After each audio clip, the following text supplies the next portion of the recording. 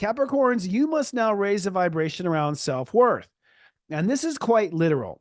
Self-worth does not come down to your portfolio, your house, your ability to raise finance capital. It does not come down to how many cars you have. Your self-worth does not come down to anything material. If you want to raise your frequency, you must make self-worth completely a non-material thing. Okay. That is the high vibe Capricorn. That self-worth is non-material. That's simple. It's a vibe. It's not an object and it's not a portfolio. Okay. So self-worth comes down to a vibe with yourself, and self-worth also, I'll just put this out there, is not who you associate with. If you are around the most powerful people, if you are associating with the number one singer or associating with this, that's like number one again, that's actually materialism again.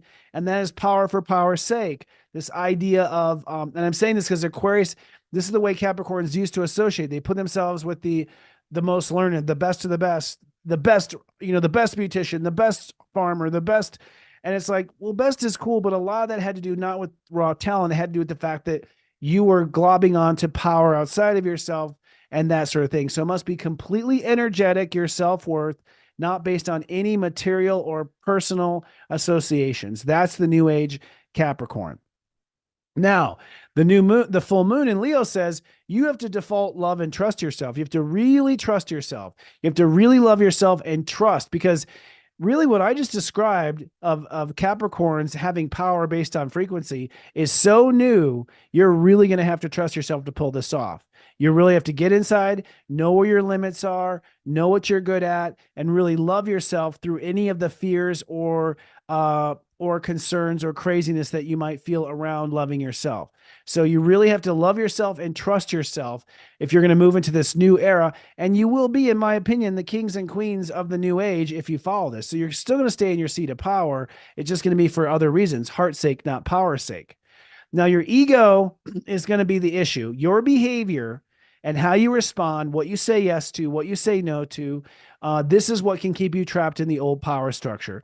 It literally is in how you bounce off of other people.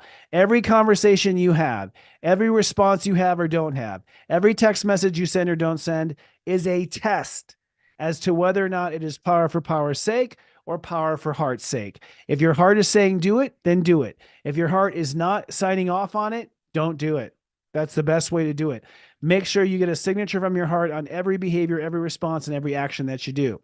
Now, that squares emotions. So what's going to pull you into this is you're going to have to really nurture yourself, be there for yourself with your emotions, realize that your feelings are what could throw you or derail you, is the way you feel about yourself.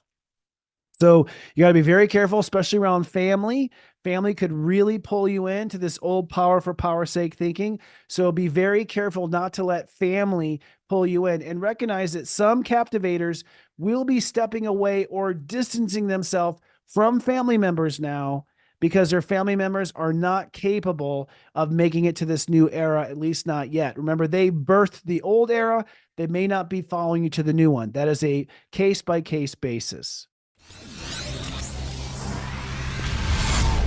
It's serious joy, joy, joy.